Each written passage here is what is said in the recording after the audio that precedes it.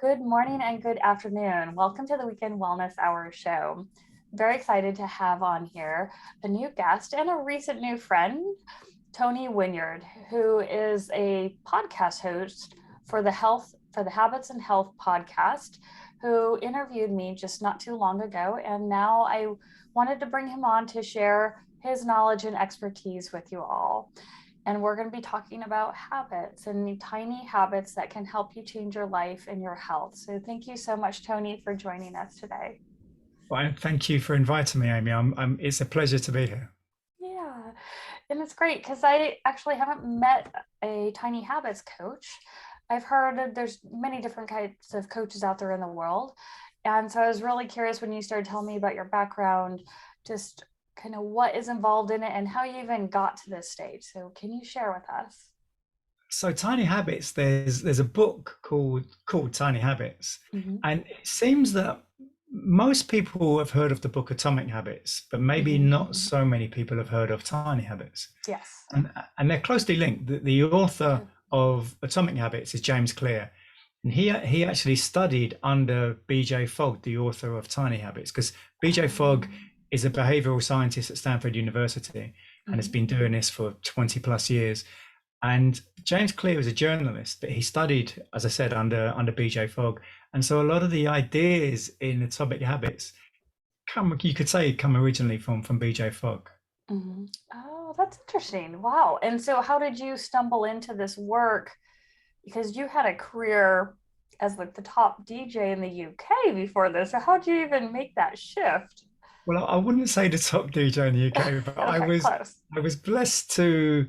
I worked all around the world for many years as a Okay. DJ, having a wonderful life, having a great time. I lived in Asia for 10 years. I lived in many other countries around Europe and the Middle East, and it was great fun. And but eventually, I just you can have too much of a good thing, and it sounds crazy because people will think, I mean, I was living in five-star hotels. Everything was being done for me. I never had to cook anything or Mhm. clean clothes or anything. But I kind of was accumulating more and more stuff as I moved from one country to another, Mhm. and I was just getting tired of this routine where I would be in a place for 6 months, had a great time, and then move to a new country. I wouldn't know anyone and starting from Mhm. scratch. Yeah. And this kept repeating. And although it was good fun, I was just, I kind of just got tired of it, I guess. And so I decided, and a few other things happened at the same time. So my mum started to go blind. So I thought, okay, it's a good time to go home now. I've had a lot of fun now. I was getting into my 30s by then because I started this quite early. Mhm. And I went home, and then my mum did completely lose her eyesight. Oh. And so I was helping her. And then at first, I wasn't really sure what I wanted to do as far as work was concerned. I knew I didn't want to be a club DJ anymore. Mhm. And I tried a few things. A few friends asked me to kind of work with them. One of my friends was a financial advisor. I started to do that, and I quickly realized I am not cut out for that because I just had no interest in it whatsoever. So I didn't make a penny of it. Um, Yeah. but a lot of people started asking me to do weddings, to DJ weddings, and on the face of it, being a club DJ, being a wedding DJ, not that much difference. But the reality is they're very, very different. Because when I'm working in a club, people come to the club because they want to hear the music I'm playing. Yeah. Whereas at a wedding, I'm playing what the guests want. I'm playing what the bride and groom want. It's a very different scenario. So in a club, it's not about me so much taking requests because people want to hear my taste in music. At a wedding, it's not about my taste in music at all. And I'm very Oh. often playing music that I do not like at all, but I know it's going to get people dancing, so therefore I play it. Yeah. And so that's kind of how that went. And then how I got into what I do now, being a behavior coach, being a health coach. And it kind of again goes back to my mum. So my mum was diagnosed with breast cancer in 2005, something around that. And then she had aggressive chemotherapy, and and it they managed to get rid of it. But then it came back and she had to have a mastectomy. And then it went, and then it came back again and she had a double mastectomy. Jeez. And Wow. and then in 2012, so it's almost exactly 10 years ago, my mum was diagnosed with terminal cancer, and 2 days later, her brother, so my uncle, died from cancer. And at that point, I was talking to one of my cousins, like, so the son of my uncle that had just died. And it suddenly occurred to us, and I had never realized it before, that every single relative of mine that had died has died from cancer. And so it made me starkly aware, wow, I'm going to get cancer. That was my thinking at the time. Everyone has got cancer in my family, so clearly I'm going to get cancer. And it just made me start to read a lot about cancer. I was reading so many different books and even reading papers and watching documentaries. And the more I learned about, first of all, it was just around cancer. And then that got me into nutrition, which got me into stress, which got me, led to many other things. And then I started learning about epigenetics and so on. And then I realized, no, I'm not destined to get cancer at all. Yeah. That's great to shift from one extreme to the other. Yeah. And the one thing that I hear that you changed was your mindset. You did some research, you changed your mindset, but I imagine there was other components to it as well. Oh yeah, and there was so much, as I'm a naturally curious person, so I tend to read. Last year I think I read about 100 books. The year before probably about the same. So I've read like hundreds and hundreds of books in the last few years. Many of them around nutrition and stress and general areas of health, but also around psychology and philosophy and other things. And I started to get pretty good knowledge, and I took a few courses in different aspects of health because I was becoming more and more interested in it. And I became a nutrition coach, and I did a course in breath work with some people may have heard of a book called The Oxygen Advantage. I became an instructor in the Oxygen Advantage breathing methods. And I was accumulating really good knowledge. But what I found was it was all very well having this knowledge, but when I was working with clients, it was, well, how do I actually transfer that knowledge to clients? How do I get them to do the things I'm recommending? And that it wasn't working so well. And then I was already familiar with Tiny Habits because I first came across it about 10 years ago or so, but he hadn't actually released it as a book at that time. It was just known. I'm trying to remember what he used to do. I think he had a blog post and a website and so on. And the book wasn't actually released until 2019, 20, something like that. And then when the book was released, I bought the book, and then I realized this is the missing piece.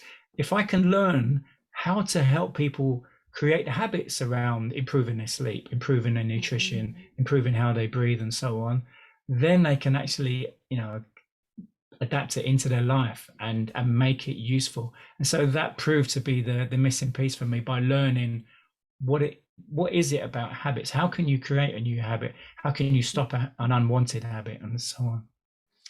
Yeah, and can you dive into that a little bit more? Because that used to be 21 days to change a habit. Then it shifted to 90 days to change a habit. And I think now somewhere it's in the 60 to 90 day range. And I know it can also depend on how much person is motivated to want to change that habit. So what is the latest and greatest in that world? Well, so BJ Fogg is very adamant on this, that there is no number. And when people talk about a number, they are talking complete rubbish. Because he says, if you, as you just mentioned, if you're really motivated to create a new behavior, you might make that habit after just a few days because you're so motivated, and you're so emotionally tied into it. And emotion plays the biggest part. Whereas if someone's told you a number, pick a number, so it's 35 days, and then it gets to day 36 and you forget to do it, you can feel so deflated that you don't do it again, because you've been always thinking, when I get to day 35, it's going to be ingrained. But it doesn't work like that. So it's not actually useful to be thinking about a number. It's not good to rely on motivation when it comes to trying to turn a behavior into an automated habit. It's more about the trigger and the ability. And so he's got a framework, which is the I forgot the name. It's BAT. Is it BAT? No, I forgot. It's my mind has just gone blank. It's trigger, ability, and prompt. No, so it's trigger, ability, motivation, ability, and I'm not doing very well here. And yeah, it's the trigger, ability, and the motivation map. That's it. It's map. Yeah. Okay. And so what it is, you can't rely on motivation so much. You need, the trigger is very important. So if, for example, you want to create a behavior around meditation, so you might, maybe you make a cup of coffee or tea or whatever. In England, obviously everyone makes tea all the time. So maybe at 9 o'clock in the morning, you make a cup of coffee. So after putting that cup down, after you finish the coffee and you put the cup down, then you say, right, I'm going to meditate. After I put my cup down, I'm going to meditate for 5 minutes or 10 minutes or whatever duration it is. So the trigger is putting the cup down on the counter, and then you start to meditate there. But as the title suggests, it's all about tiny habits. So you want to make that habit as tiny and as easy to achieve, almost impossible to fail. So many people, when they create a new behavior, especially New Year's resolutions and all that sort of thing, they become way too ambitious, and they say, well, I'm going to meditate for half an hour every day. And if you haven't been meditating at all, and all of a sudden you say, I'm going to meditate for 30 minutes every day, most people are not going to do that. So it's much better to start off tiny. So rather than starting off 30, like if you were going to run a marathon, you wouldn't start off by running 26 miles every day. You'd probably start off by maybe running around the block or something like that. So it's the same thing with a new habit. You start off by maybe meditating for something as little as 1 or 2 minutes a day. And once you're doing that on a consistent basis, then you can start to scale up. Possibly you can maybe increase it, or there's different ways you can go about. But the most important thing is make it a habit before you start to increase the duration or whatever. Got it. And then, and as you mentioned, the motivation comes into play.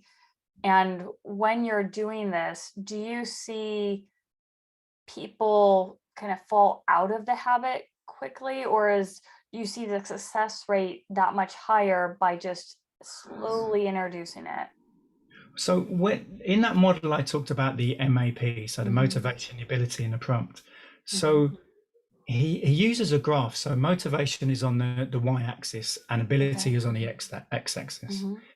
And so if you've got high motivation but low ability, you're going to be able to do the habit.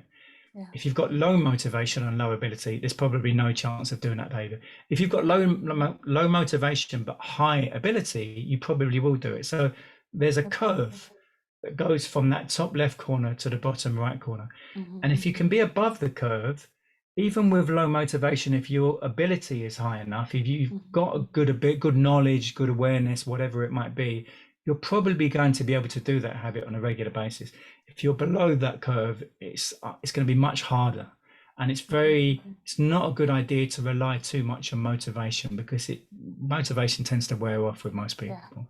Yeah, it does. And now with these tiny habits, are they daily lifestyle habits, or does it apply to the business world as well? Applies to everything, yeah. So I mean, in a Tiny Habits book, he covers everything from health to business and with children and every sort of facet of life. So yeah, they can be applied to anything really, yeah.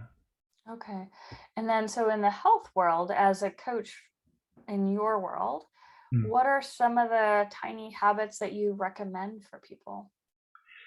I think one of the thing, again, with this whole tiny habits concept, is it's not only about making the habit tiny, but also a mistake that many people make is, like going back to the New Year's resolutions, all of a sudden they've decided on these 6 new behaviors that they're going to do on a regular basis, which is a recipe for disaster.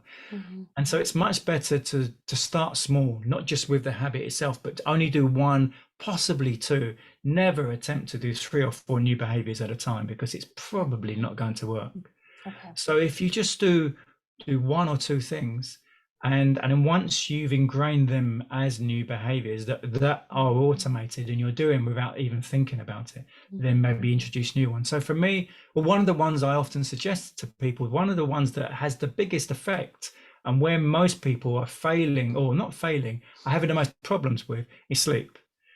So one of the things that you can really do, a tiny thing you can do that can help your sleep, It's first thing in the morning when you wake up, get outside, go for a walk, get into the sun. Well, in England, we never have sun, but Yeah. just get outside because it's much brighter outside and that affects your circadian clock in a very positive way.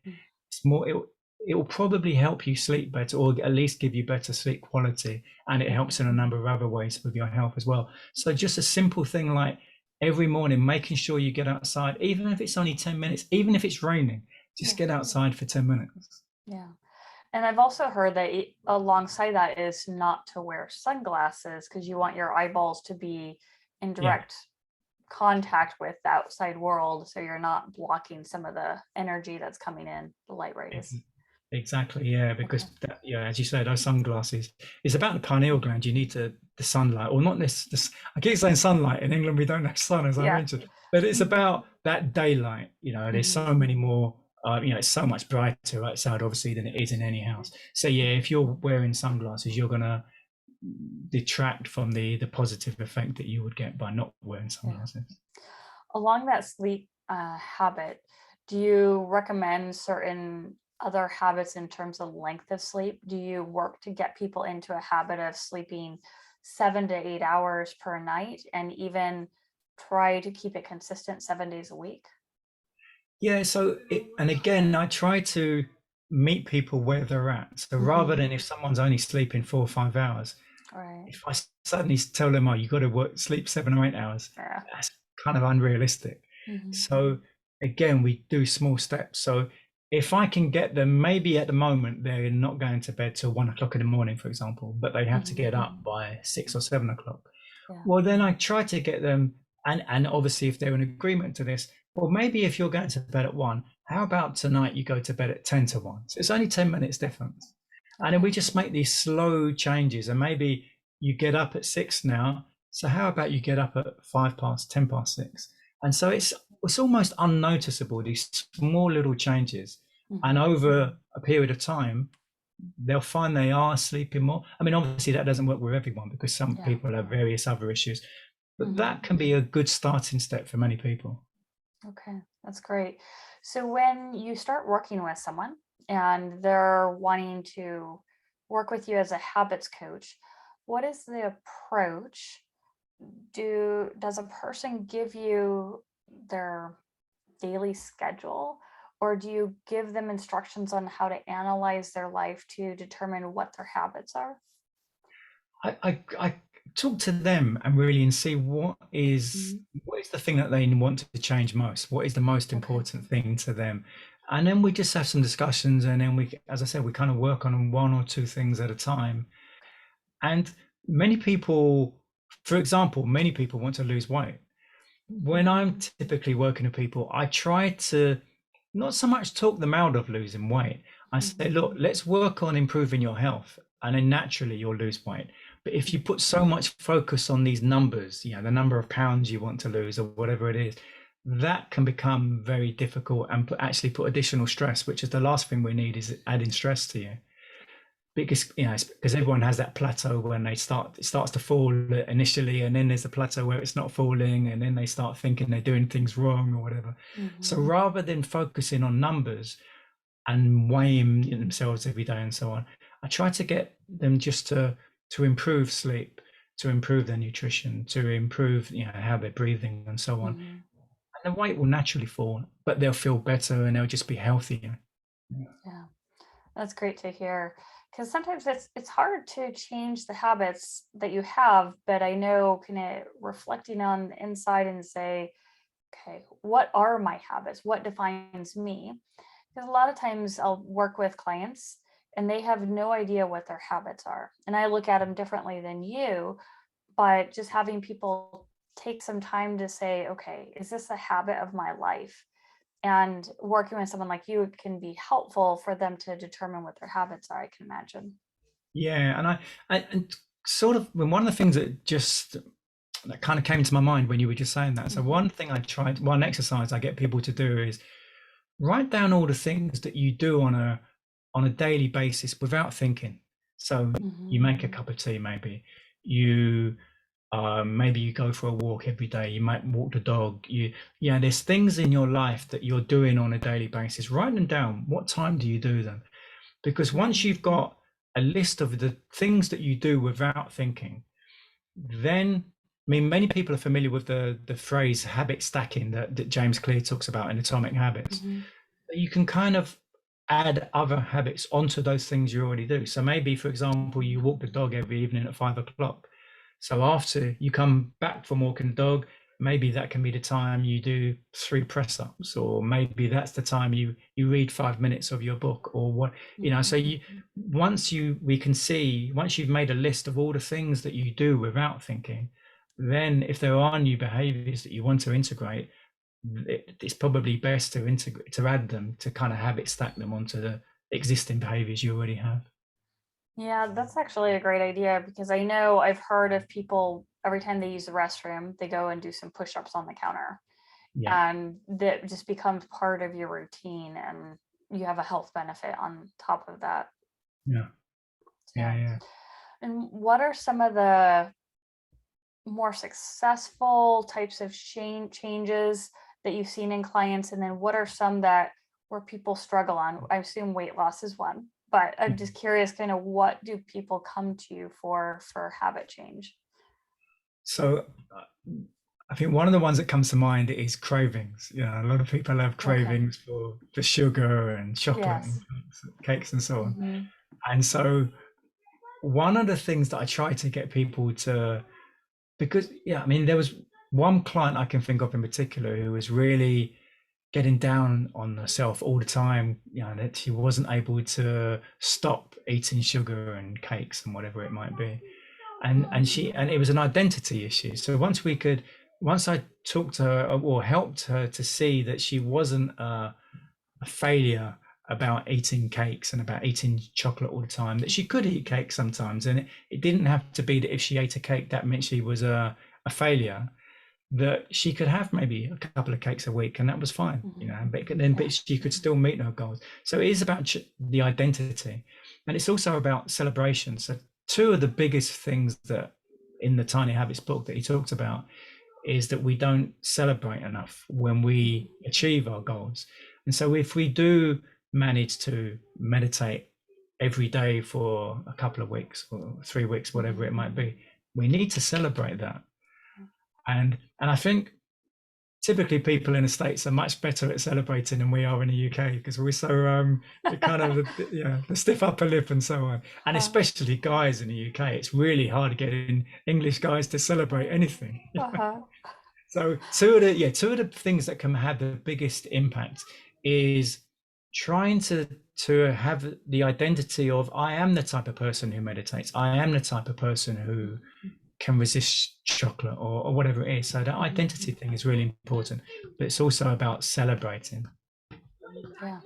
And that makes sense about having the identity part, because that's also creates that mind shift change, which allows that habit to become part of your nervous system. So it's not just a habit that was created and it's almost like it's on the surface. So you mentioned about sleep. Are there other habits that you work through with people for health reasons, other than like sleep and weight loss or cravings? Are there any other ones that you see come up that you enjoy, or even for yourself? I think the thing that I work with some people that gives them the biggest surprise. So one of the things I often do is I have this a 5-week workshop, and in each of the 5 weeks we go over different aspects of health, and it's just to give them a kind of introduction to how I'm able to help them. And typically in week one we look at habits, week 2 we look at sleep, week 3 is where most people have the biggest surprise, because week 3 we look at breathing. And I think the habits doesn't surprise people so much, the sleep doesn't surprise them so much. Week 4 is nutrition. Again, there's not so many surprises. Week 5 is movement and mindset.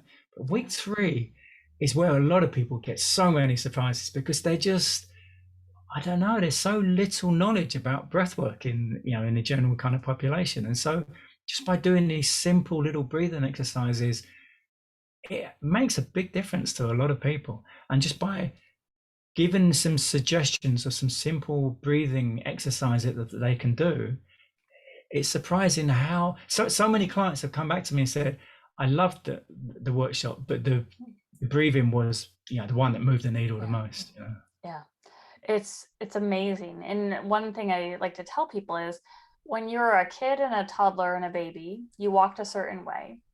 Middle age, you walk a certain way. Older adult, you may walk another certain way. But your habits of how you move when you're walking changes. That can happen with our breathing as well. It's the same type of concept, is we change based Yeah, on our circumstances. yeah. It affects every aspect of us. So I'm glad to hear your clients are having success when you're shifting their breathing with them. Well, and it made a massive, I mean, sort of the reason I got into breathing, I have a history of asthma. I've had asthma all my life.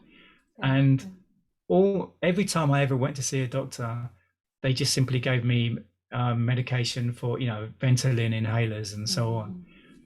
And in 2015, I can remember it clearly. It was Christmas Eve, 2015. I was on Facebook, and a friend of mine had posted something about something called Buteyko. And I'd never heard of Buteyko. What is this? And it was talking about asthma and so on. And so I was intrigued, and I started looking into it more. And there was a BBC documentary about, you know, Christian Buteyko, this Russian scientist in the 50s and 60s and whatever, or Ukrainian scientist, actually. And as I got more into it, and it was a breathing practice that could not cure your asthma, but could control your asthma without the use of any medication. And I was kind of, in a way, I was really disgusted that my doctors had never ever mentioned to me that there was the possibility of not having to use medication to control my asthma. And anyway, so I looked into this, started learning about Buteyko, and then within a couple of weeks, I was no longer using medication to control my asthma. And that led me to wanting to know more. And then I read the book, The Oxygen Advantage, which is a kind of Buteyko on steroids. Maybe that's the wrong phrase to use, but, you know, it's a lot deeper going into the whole Buteyko method. And then I became an instructor in The Oxygen Advantage. I did a number of workshops. I met Patrick McEwen, the author. And so, yeah, that was when I learned that I was able to use breath work to help not only help my dysfunctional breathing, but to help my performance breathing. So when I'm, you know, doing football and swimming and many of the other sports that I do, it could help me in that as well. Absolutely, because breathing is a habit. It's autonomic, or there's a component, and it's automatic, but it is still a habit, just like other aspects of what time do you go to bed, what time do you wake up. Those are all habits that help us make up our health. Yeah. So when would a person think to themselves, I need to hire a coach to help me with my habits? What does that look like? So if they've got behaviors, there's probably a couple of things. If there's new behaviors that they've been really wanting to implement, but for whatever reason they just unable to kind of get themselves to make them to be automated, to do them on a regular basis. So that might be one. Or it could be that there's a habit that they want to stop doing and they're just unable to stop themselves from doing that habit. Then that could be another. They're typically the main reasons that people come to me, because they want to do something on a daily basis. They want to meditate. They want to read more. They want to, whatever it might be. Or they want to stop eating cakes. They want to stop eating pizza every night, whatever. Yeah. And having the accountability with you, I know, can be helpful when you have more people supporting you. Yeah, absolutely. Yeah, the accountability part is so important, isn't it? Yeah, it really is. And having a community of like-minded people is critical.